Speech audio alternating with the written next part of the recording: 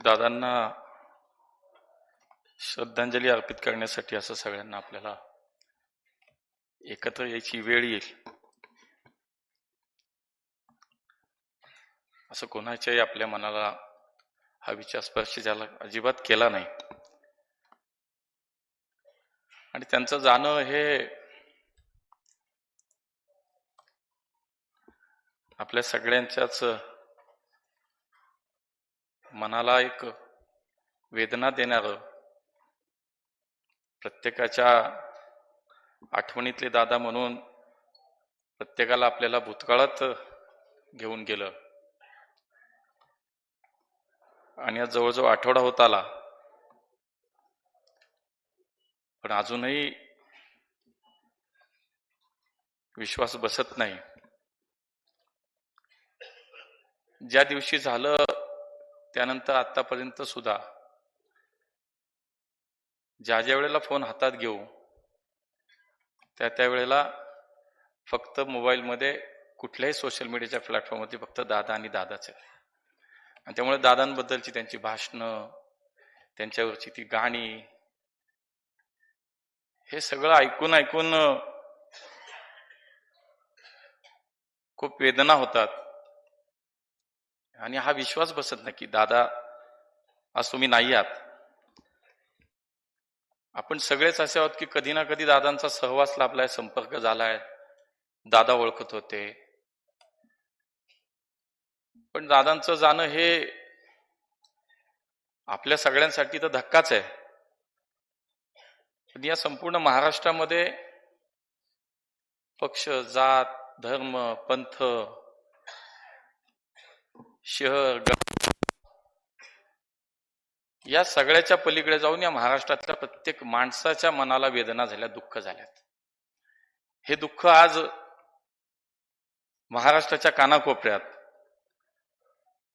सगळीकडे हळहळ व्यक्त केली जाते, दुःख व्यक्त केलं जाते. कारण दादा तुम्ही आज नाही आहात हे खरंच कोणी मानायला तयार नाही. ते 2 दिवस ज्या दिवशी घटना झाली आणि दुसऱ्या दिवशी अंत्यविधी झाला, ते दोन्ही दिवस मी बारामतीत होतो. आणि सहज गाडीतनं जाताना, तिथून निघताना जे मनात येत होतं की इथली माती, इथले रस्ते, इथली माणसं, इथली नदी, इथली झाडं, इथं सगळीकडे दादा तुम्ही होतात, तुम्ही आहात, पण आता तुम्ही नसणार आहात. हा विचार सातत्यानं 2 दिवस तिथेच जेव्हा होतो तेव्हा हे सगळं जाणवत होतं. एक भावना मनामध्ये येत होती की इथलं सगळं तुम्हाला, ही झाडं, माती, माणसं, ही सगळी तुम्हाला ओळखतात, तुमच्यावरती तुमची त्यांची ओळख आहे, तुमची त्यांची तुम्ही भावनेने जोडलेला आहात. आता या सगळ्यांना तुम्ही कुठंच दिसणार नाही आहात. आणि म्हणून ती एक मनामध्ये काय माहिती एक अस्वस्थता होती की दादा आता इथं नाही, दादा कुठंच नाहीत. तर ह्या सगळ्यांना काय वाटणार, हे सगळे काय विचार करत असतील, भविष्यात काय म्हणतील, काय वाटेल यांना, की ज्याची 40-50 वर्ष या सगळ्या याच्यामध्ये ज्यांनी स्वतःचं समाजकारण, राजकारण या समाजामध्ये केलं, त्यांच्या स्वतःच्या गावात, स्वतःच्या या सगळ्या याच्यामध्ये जर आपण तिथं गेल्यानंतर आपल्याला ही मनामध्ये भावना आहे, तिथं त्यांच्या प्रत्यक्षात काय वास्तव असेल, काय वस्तुस्थिती, मला असं वाटतं की या सगळ्या याच्यामध्ये तिथून शेवटचा जेव्हा निरोप घेताना या सगळ्या वेदनांना एक मनामध्ये विचारांचं काहूर होतं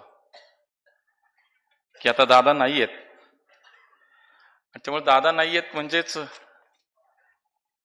जसं मगाशी सांगितलं गेलं, कोणी अनेक जण बोलले की या महाराष्ट्राचं राजकारण, समाजकारण दादांशिवाय नाही, हे पूर्ण होऊ शकत नाही, हे अपूर्णच आहे.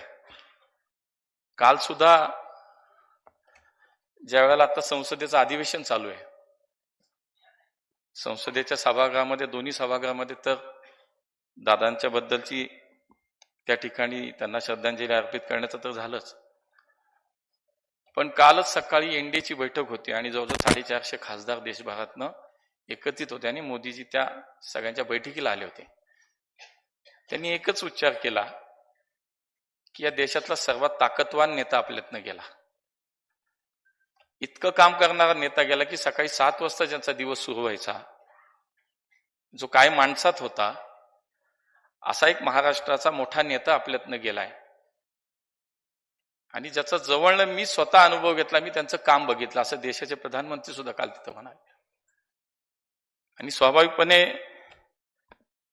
हे खरंच आहे की एक लोकप्रिय नेता म्हणून महाराष्ट्रात तर ठीक आहे, पण देशभरात सुद्धा दादांचं नाव होतं. ज्यावेळेस दिल्लीला आम्ही आता गेलो त्यावेळेस वेगवेगळ्या राज्यात येणारे सगळे मंत्री असतील, खासदार असतील, प्रत्येकाच्या मनामध्ये कुठंतरी ती एक वेदना आहे. प्रत्येकाने ते बोलून दाखवलं. जे जे भेटत होते ते खूप वाईट झालं, हे व्हायला नको होतं, हीच भावना प्रत्येकाच्या मनात आहे. आणि त्यामुळे गेले 4 दशक ही जनतेच्या मनावरती अधिराज्य गाजवणारा हा आपला नेता, तो लोकांमधला होता, तो जनतेमधला होता, आणि तो आज आपल्यात नाहीये. 12-15 वर्षाचा माझा सहवास त्यांचा होता आणि खूप जवळनं मी दादांना अनुभवलंय, पाहिलंय, सहवासही खूप मिळाला. आणि त्यातनं मला असं वाटतं की आपल्याला जे वाटतं एखाद्या नेत्याबद्दलच्या काही विचार किंवा भावना जे वाटतं ते मला असं वाटतं की माझ्या खूप स्पष्ट आहे आणि अगदी पहिल्यापासून होत्या. की जमिनीशी जोडलेला इतका मोठा नेता, इतका लोकप्रिय नेता, तो उत्तम प्रशासक म्हणून आपल्याला माहिती होता, तो शिस्तप्रिय म्हणून आपल्याला माहिती होता, आणि जनतेमध्ये आणि कार्यकर्त्यांमध्ये एक विश्वासार्हता संपादित केलेला नेता होता. ही फार कमी असतात अशी माणसं. आणि त्याच्यामध्ये मी कायम दादांचा निश्चितपणे त्याच दृष्टीनं पाहत आलो. ठाम निर्णय प्रक्रिया असेल आणि दूरवरचा विचार करण्याची क्षमता असेल, असे गुण असलेला आमचा नेता, आणि म्हणून आपण दादांना पाहतो. या महाराष्ट्राच्या राजकारणामध्ये खूप कमी लोक आहेत अशी की सत्तेत नसताना, प्रवाहात नसताना सुद्धा त्यांची लोकप्रियता किंचित पण कमी नाही झाली. किंचित सुद्धा त्यांची लोकप्रियता कमी नाही झाली. त्यामध्ये मी दादांचा उल्लेख करेन. विलासराव देशमुख, गोपीनाथ मुंडे साहेब सारखी माणसं होती, त्या पंक्तीतले दादा आहेत की दादा सत्तेत नसताना सुद्धा त्यांची लोकप्रियता कधीच कमी झाली नाही. त्यांचा लोकसंग्रह कायमच वाढत राहिला, असा उल्लेख निश्चितपणे करावासा वाटतो. मला जे जाणवलं प्रकर्षानं, किंवा काही राजकीय विश्लेषक सुद्धा त्याच्यावरती कदाचित बोलत असतील, की पवार साहेबांसारखं एक छत्र त्यांच्या डोक्यावरती होतं, किंवा ज्या वारसा त्यांच्या सोबत होता तिथून त्यांचा प्रवास सुरू झाला. आणि ज्यावेळेस एखाद्या मोठ्या वटवृक्षाच्या खाली एखादं रोपटं नव्यानं उगवतं, त्यावेळेला त्याचं अस्तित्व काय असतं, मला असं वाटतं की दादांनी हे सिद्ध करून दाखवलं की तो वारसा सोबत घेऊन, पवार साहेबांचा वारसा, त्यांचा आशीर्वाद सोबत घेऊन या महाराष्ट्रामध्ये स्वतःच एक स्वतंत्र अस्तित्वाने एक ओळख दादांनी निर्माण करून दिली. त्यांच्या कर्तृत्वाने ती ओळख करून दिली. आपण समाजामध्ये अनेक यशस्वी व्यक्तिमत्वांची उदाहरणं जर पाहिली, कुठल्याही क्षेत्रात असो, एखाद्या यशस्वी व्यक्तीकडनं किंवा त्याच्या कुटुंबात, त्याच्या मुलाकडनं, मुलीकडनं फार मोठ्या अपेक्षा असतात. मी उदाहरणार्थ आपण गावस्कर म्हणूया, तेंडुलकर म्हणूया, त्यांच्या मुलांकडनं असं वाटलं की ह्याच्यापेक्षा मोठं की त्यांच्यासारखा होईल. पण हे खूप अवघड असतं की पवार साहेबांसारख्या एका मोठ्या नेत्याच्या घरामध्ये, त्यांच्या छताखाली किंवा त्यांच्या छायेखाली एक नेतृत्व बहरत गेलं. पण ते असं बहरलं की त्यांचा तर आशीर्वाद होता, त्यांची साथ होती, पण या राज्यामध्ये स्वतःच्या कर्तृत्वानं स्वतःची एक ओळख निर्माण केलेला नेता म्हणजे दादा होता. आणि म्हणून मला ह्या सगळ्या ह्याच्यामध्ये खूप काही अनुभव आले. विकासाच्या कामात कधीच राजकारण न करणारा नेता म्हणजे दादा होते. या पुण्याच्या अनेक विषयांमध्ये जेव्हा राज्यात महाविकास आघाडीचं सरकार असेल किंवा त्यानंतर युतीचं किंवा महायुतीचं सरकार असेल, या सगळ्या काळामध्ये या पुण्याच्या विकासाच्या संदर्भात ज्या ज्या भूमिका घ्यायच्या होत्या, त्यामध्ये कधीही हातामध्ये त्यांच्या सूत्र असो अथवा नसो, पण कधीही राजकारण दादांनी पुण्याच्या विकासात कधीही केलं नाही. आणि मी त्याचा एक साक्षीदार आहे. आणि म्हणून मला असं वाटतं की अशी माणसं ही खूप दुर्मिळ असतात. आणि हे मी अनेक वेळा जाहीरपणे पण बोललो की ज्या ज्या वेळेला असा विषय यायचा किंवा राजकीय भूमिका घ्यायचा विषय यायचा, त्यावेळेला दादा तुम्ही विकासाच्या भूमिकेमध्ये, विकासाच्या विषयामध्ये कधीच राजकारण केलं नाही आणि करत नाहीत, असं जाहीरपणे सुद्धा बोलण्याचे अनेक प्रसंग आले. अण्णांनी उल्लेख केला आता की कोविडच्या काळामध्ये आम्ही खूप एकत्र काम केलं. ते 2.5 वर्ष म्हणजे खूप भयानक होती. या शहरातल्या, या जिल्ह्यातल्या प्रत्येक माणसाच्या जीवाचं रक्षण करणं, आणि त्यासाठी दादा या जिल्ह्याचे पालकमंत्री होते आणि या शहराचा महापौर म्हणून मी काम करत होतो. पण संवेदनशील मनाचा नेता म्हणून मी दादांकडे पाहिन, कारण त्या काळामध्ये एकही दिवस असा नाही गेला की कोविडच्या विषयामध्ये आम्ही दोघं बोललो नाही किंवा एकत्र भेटलो नाही. आणि म्हणून त्या काळात खूप चांगला अनुभव त्यांच्या सोबतच्या कामाचा मला घेता आलं, खूप काही शिकता आलं.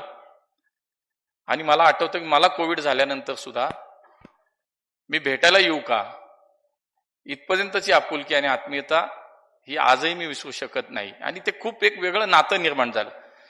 बाकीच्यांना आजची कालची झालेली 2 दिवसाच्या 4 दिवसाच्या प्रचाराच्या सभा विभा त्याच्याशी काही घेणं नाही आम्हाला. त्याच्या पलीकडचं एक नातं जपलं वर्षानुवर्ष, आम्ही खूप जपलं. आणि मला ते आठवतं की या सगळ्या ह्याच्यामध्ये परिस्थिती बदलती, वेळ बदलती, राजकीय स्थिती बदलती, पण एखाद्या व्यक्तीच्या विषयी आपलं मनामध्ये आपली भावना जी आहे त्याच्याबद्दलचं जे आपलं मत आहे ते कधी बदलत नसते एखाद्या नेत्याच्या विषयी. त्यामुळे काल आज आपण जेवढं पाहतो की काही घटना घडत होत्या, चालत होतं, पण ते तात्पुरतं होतं सगळं, कारण ती त्यापुरती वेळेची मागणी असते. आणि म्हणून मला असं वाटतं की खूप एकत्र काम केलं, नंतरही काम करायचंय. आणि म्हणून ज्येष्ठता बघून आपले किती स्नेहाचे आणि प्रेमाचे संबंध आहे हे बघून या निवडणुकीमध्ये आपले आपले विचार जपत आम्ही सगळ्यांनी प्रचार केला. मला आठवतं की या प्रचाराच्या काळात सुद्धा अचानक मला तामिळनाडूला जायचं होतं. प्रचार चालू होता, रोज सुरू होतं हे सगळं, आणि मला अचानक जावं लागल्यामुळं मला काही मिळतच नव्हतं साधन. आणि त्या एका दिवसासाठी दादांचं एक विमान त्यांनी पूर्ण दिवस बुक करून ठेवलं होतं. माझ्याकडनं एक मेसेज गेला, निरोप गेला की मला तुमचं आज विमान इथं आहे पण तुम्ही जाणार नाही. तर ते त्यांनी ताबडतोब सांगलं मुरलीधरला ते विमान दे, त्याला जायचंय. हे प्रचाराच्या काळात प्रचार चालू होता. ही भावना, हे प्रेम एकमेकाबद्दलचं आयुष्यभराचं जपलं होतं. आणि म्हणून मी ते कधीच, मला नाही वाटत की कधी हे विसरू शकेल. मतदानाचा, महापालिकेच्या मतदानाचा आदला दिवस होता आणि एकच वाहिनी होती, एकच चॅनेल कुठला तरी, ज्यांनी दादांची मुलाखत घेतली आणि माझी घेतली. मला माहित नाही त्यांची घेतली नाही, त्यांना माहित नाही माझी घेतली, ते नंतर पाहिलं. आणि त्या रॅपिड फायर सारख्या ह्याच्यामध्ये ते प्रश्न विचारत गेले, एक एक नेत्याचं नाव घेत गेले.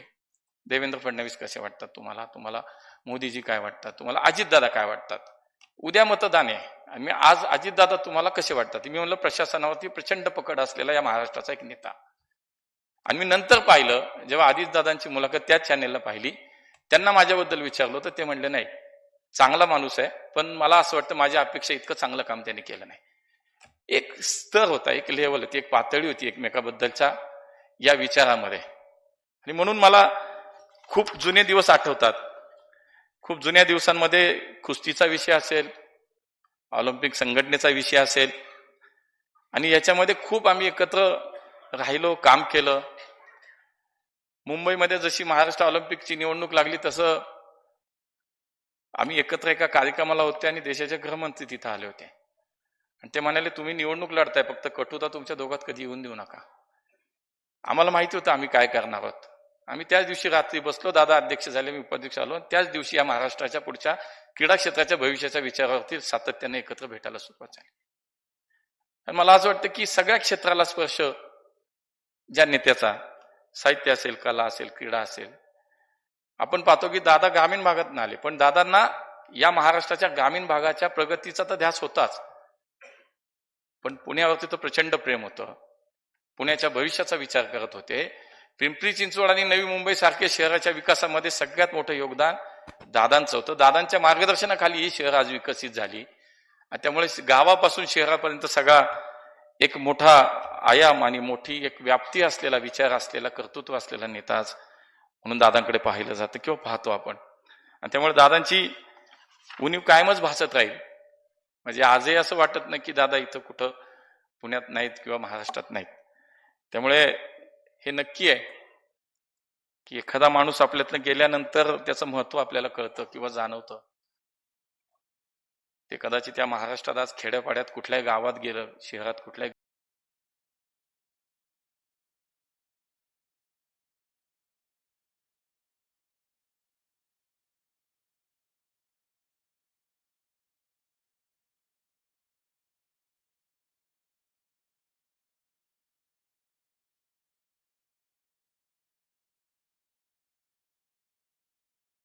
गल्लीत गेलं ते आपल्याला दिसून येतं.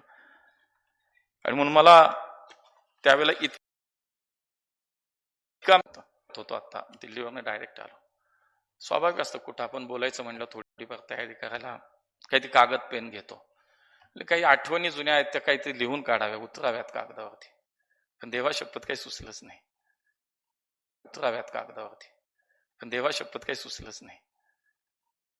काहीच नाही. म्हणजे काय लिहावं, 2-4 कागद लिहिले, ठेवून दिले. पण खूप आठवणी आहेत, खूप विषय आहेत, पण ते नाही उतरू शकलो किंवा नाही ते जमलंच नाही. त्यामुळे आज तुम्हाला श्रद्धांजली तर अर्पित नाहीच करू शकत, ती भावनाच नाही, ते मनातच येत नाही. पण तुम्ही अपूर्ण जी काही तुमची स्वप्न होती, जे काय तुमची विकासाची, प्रगतीची जी काही इच्छा अपूर्ण राहिली असेल, आम्ही सगळेच इथं बसलो, कुठलाही पक्ष, राजकारण याच्यामध्ये सगळ्याच विचाराची लोक आहेत, जी तुमच्या प्रेमाची होती, तुमच्या जवळची होती सगळे. मला असं वाटतं की या सगळ्या याच्यामध्ये भविष्यामध्ये तुमची स्वप्न, तुमच्या अपूर्ण राहिलेल्या इच्छा ह्या पूर्ण करण्यासाठीच एक प्रयत्न प्रामाणिक आम्ही सगळे मिळून नक्की करू. त्यामुळे एवढंच म्हणेन की नेतागिरीऐवजी कामगिरीत रमणारे दादा आज आपल्यात गेलेत. त्यामुळे आयुष्यभर ही उणीव राहील की आपण नाही आहात.